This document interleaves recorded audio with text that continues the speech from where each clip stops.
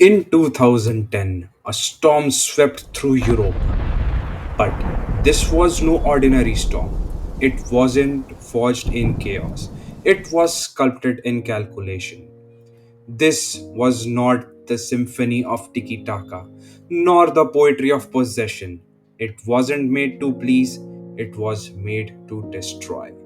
This wasn't fantasy football, this was war. And in the heart of it stood Inter Milan, a team of tacticians, warriors, survivors, and leading them, the special one, Jose Mourinho. This is legacy in motion.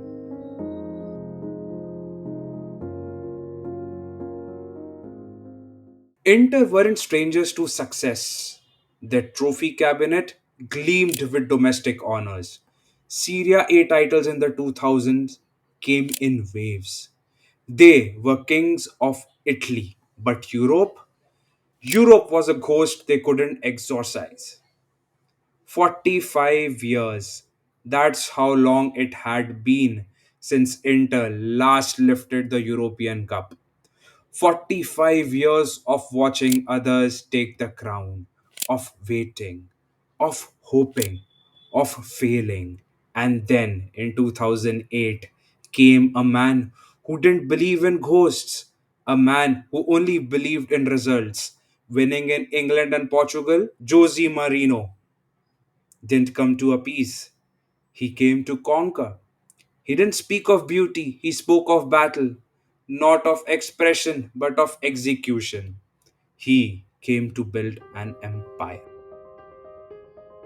Marino understood that winning wasn't about assembling stars, it was about assembling a system. And so, he made his first ruthless move. He let go of Inter's biggest name, Zlatan Ibrahimovic. In his place came men of war.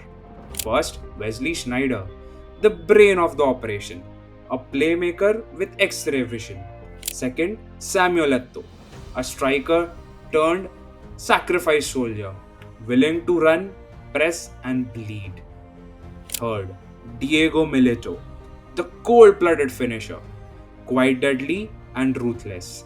Fourth was Lucio, the Brazilian tank, brute force with elite timing.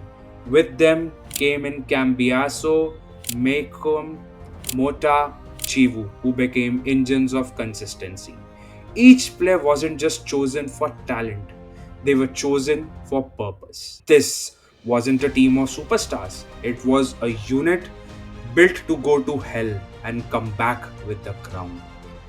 They weren't told to entertain, they were told to win. As the season rolled on, Inter's machine rolled to life. In Serie A, they were relentless. They didn't just beat teams, they broke them down. Tactical superiority, mental steel, physical dominance. And then came Europe. Chelsea, CSKA Moscow, and finally Barcelona. The footballing gods, the peak of Guardiola's dynasty. Messi, Xavi, Iniesta, Busquets, a team that didn't lose, a team that danced. But in Milan, Inter showed no fear. They went toe to toe and beat Barca 3-1 at San Siro. But the real story came in the return leg. Camp Nou, April 28, 2010. 10 men down a man after just 28 minutes. A wall of black and blue.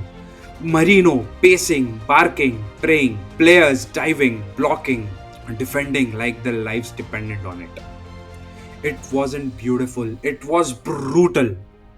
It was brilliant. For 90 excruciating minutes, Inter fought for every blade of grass. And when the whistle blew, it wasn't just a win, it was a statement. Football isn't one with art, sometimes it's one with suffering.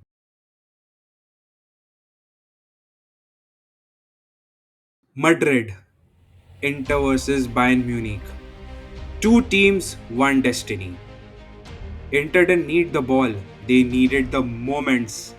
First half, Milito turns, shoots, scores.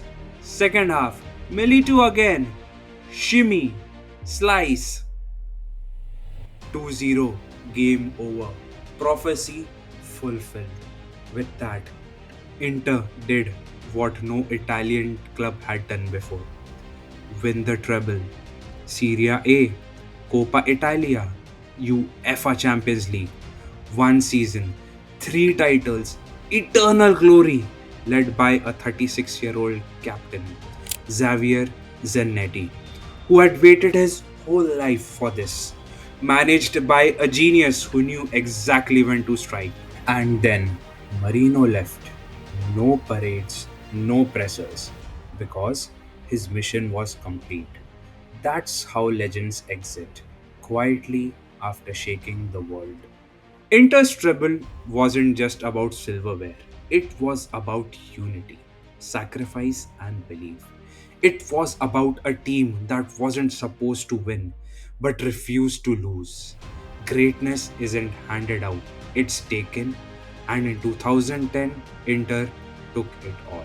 If this story moved you, like the video and share it with your like minded football friends. And don't forget to subscribe the channel. Sports with Sadaji and Friends.